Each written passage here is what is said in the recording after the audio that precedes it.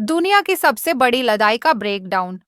Bro, first world war एक ऐसी fight थी जिसमें 24 देश एक साइड थे, एलाइड नेशंस, और सिर्फ 4 द एक्सिस के साइड। लेकिन हंगामा तो जर्मनी ने शुरू किया।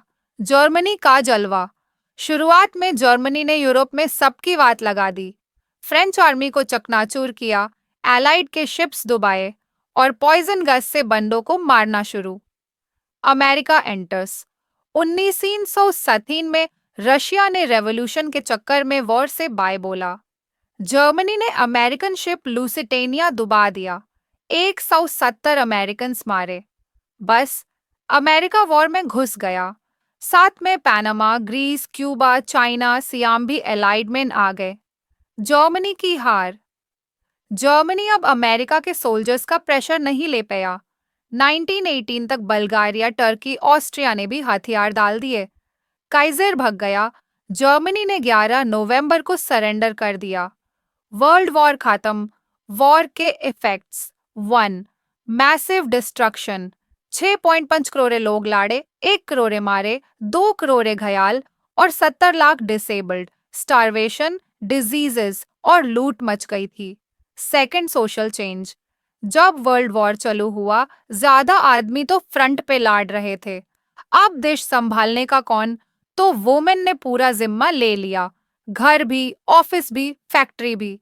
पहली बार इतनी ज्यादा औरतें जॉब्स पे गई, इंडस्ट्रीज संभाली, हॉस्पिटल्स, ट्रांसपोर्ट, सब हैंडल किया। इससे उनका कॉन्फिडेंस लेवल स्काई हाई हो गया। उन्होंने बोला, अब वोट भी चाहिए भाई, हम किसी से कम नहीं।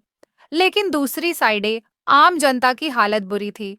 भूख से लोग मर रहे थे, बेरोजगारी बढ़ गई थी, फैक्ट्रीज बैंड, स्ट्राइक्स चालू, लोग सड़कों पे आ गए।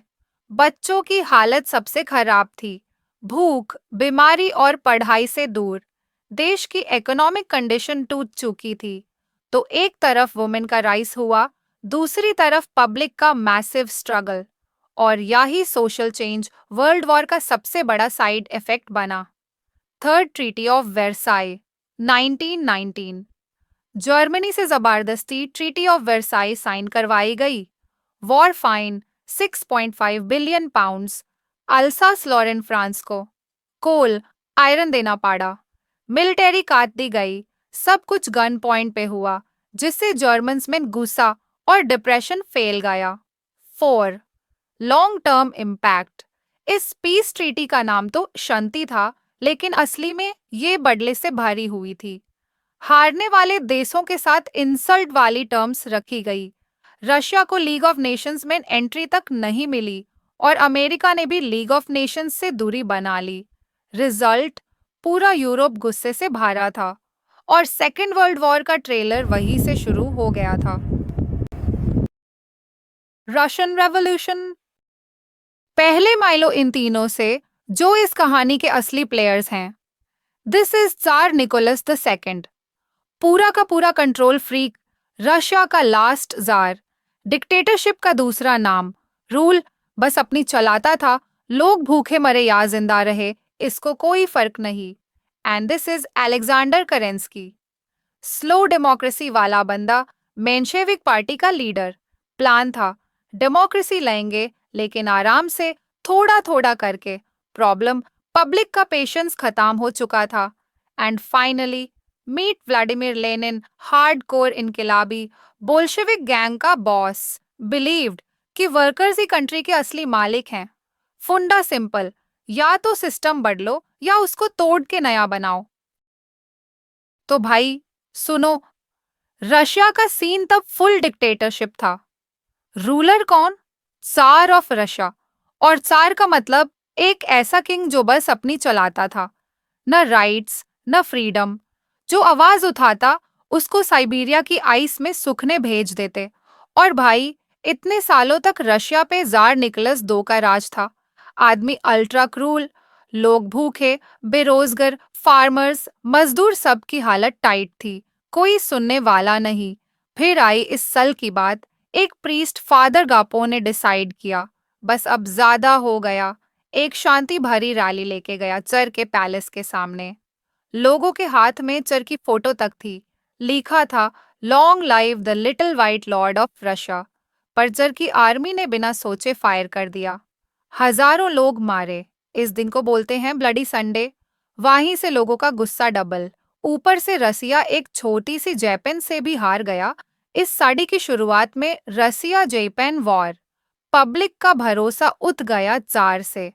तब चार ने दिखावा करने के लिए दुमा नाम की असेंबली बुलाई, पर कुछ काम नहीं हुआ। 4 बार बुलाया, 4 बार तोड़ दी। आगे आई 8 मार्च इशारा 3017। पेट्रोग्राड के वर्कर्स ने स्ट्राइक कर दी।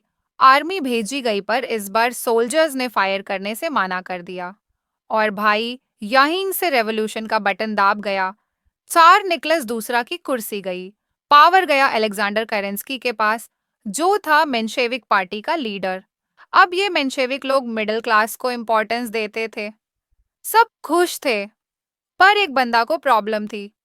Vladimir Lenin. लेनिन बोलता था, मजदूर बॉस हैं, सबका हक है। और उसने अपनी गैंग बोल्शेविक्स को रेवोल्यूशन के लिए तैयार किया। और नवंबर इसी 1907 में बोल्शेविक रेवोल्यूशन मारी। पावर लेनिन के हाथ।